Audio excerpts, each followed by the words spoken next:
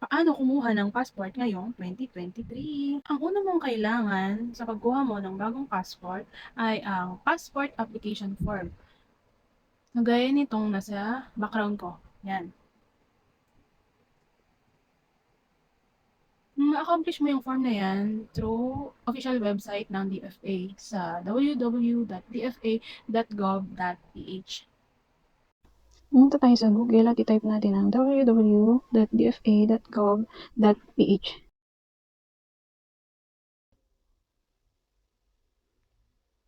Yan, then piliin natin yung online application. Select ulit natin yung schedule an appointment. And wait lang natin. And scroll down. Scroll down natin para ma-check natin yung terms and condition. Yung box na to, check natin to. I-click natin tong individual appointment kung para sa isa, pag group appointment para sa maramihan. So, click natin individual. Yan, magpunta tayo dito sa site location. Pili na lang tayo ng site kung saan natin gusto pumunta na branch. Click natin tong arrow down sa may kanan. Yan, lalabas na yung mga site. Yung mga yan, para sa mga mag-a-apply ng new passport. Kapag para sa mga renewal, nakalagay naman dyan simple renewal only.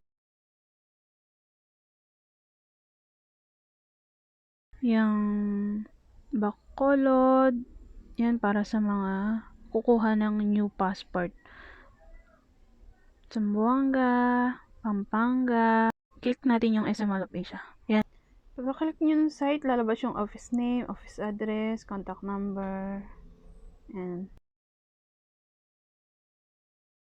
basahin nyo rin po tong notice kagaya nitong number 1. Appointment book at any temporary off-site passport service is non-transferable and cannot be rescheduled.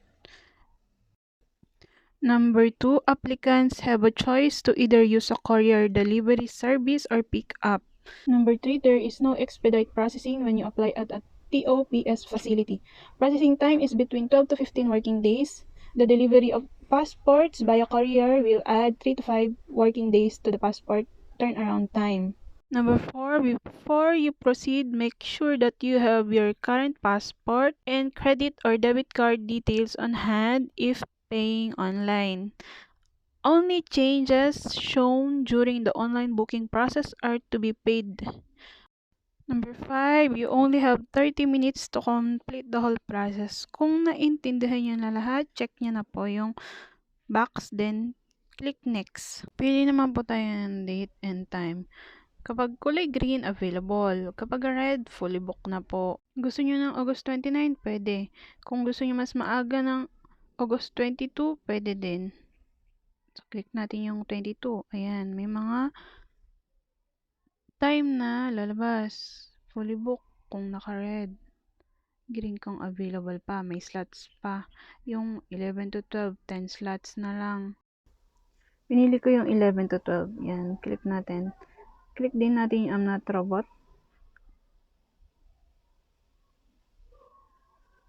Yan, may bicycle. Click natin yung may bicycle. Next. Oh, hindi nag-verify yung isa. So, ito ulit. Next. Nabasahin mo tong warning. Ensure that all details in the name and date of birth fields are correct. We cannot edit those fields on site and you will need to set a new appointment. Kung okay na, click mo yung agree.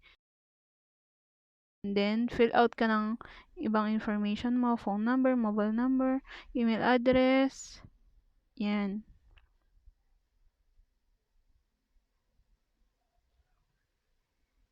Halimbawa lang naman po yung mga yan. Yan, halimbawa lang po. January 1, 1981. Female, single, legitimate, Philippines. Halimbawa lang naman po yan.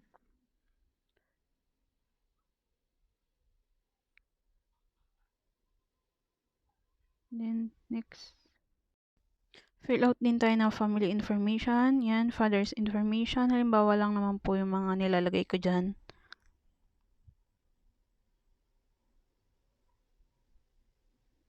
Ay, nakalimutan yung last name ng mother. Fill out ulit. Next. New. Application type, new. Birth, no. Contact person, contact number. Next.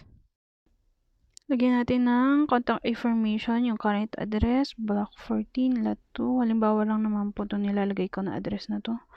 Yan. Taguig City. Taguig, Metro Manila, unemployed. Lagyan nyo ng office number kahit yung contact number nyo na lang kasi hindi yan magpo-proceed kung hindi nyo lalagyan ng office number. Information review.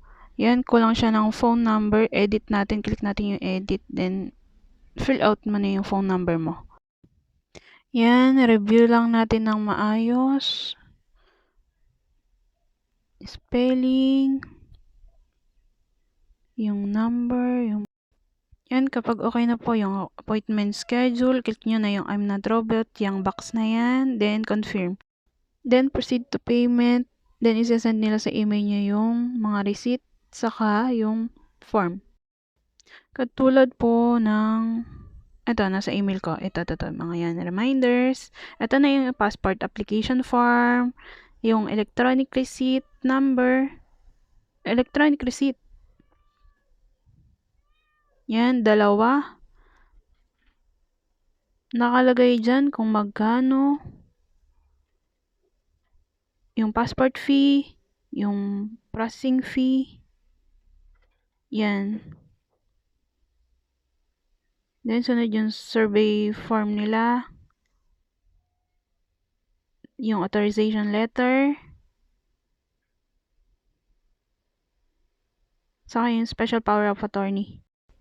Ipapaprint nyo lahat yan in A4 size at dadalhin nyo sa DFA. Pangalawang requirement ay ang birth certificate from PSA. Kung halimbawa yung pangalan ng birth certificate mo na galing sa PSA ay malabo, halimbawa yung isang letter lang, tingnan natin yung nasa background ko, yung pangalan na Miguel, yung Miguel. Yan, yung M-I-G, yung G, di ba malabo?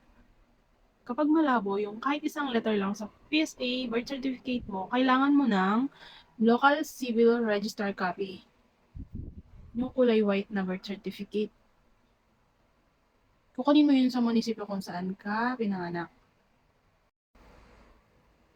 Yung local civil register copy na birth certificate, ito post na sa likuran ko yung sample niya. Yan. Yan.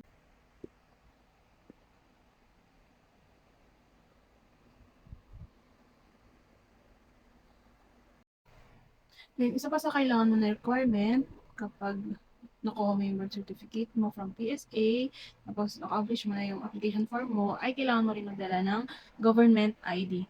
Kahit isa lang.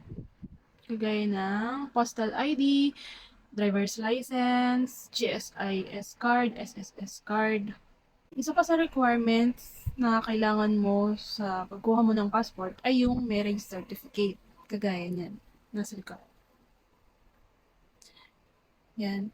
Kailangan mo ng marriage certificate kung halimbawa gagamitin mo yung married name mo. Kung hindi mo naman gagamitin yung last name ng asawa mo, hindi mo na kailangan ng marriage certificate.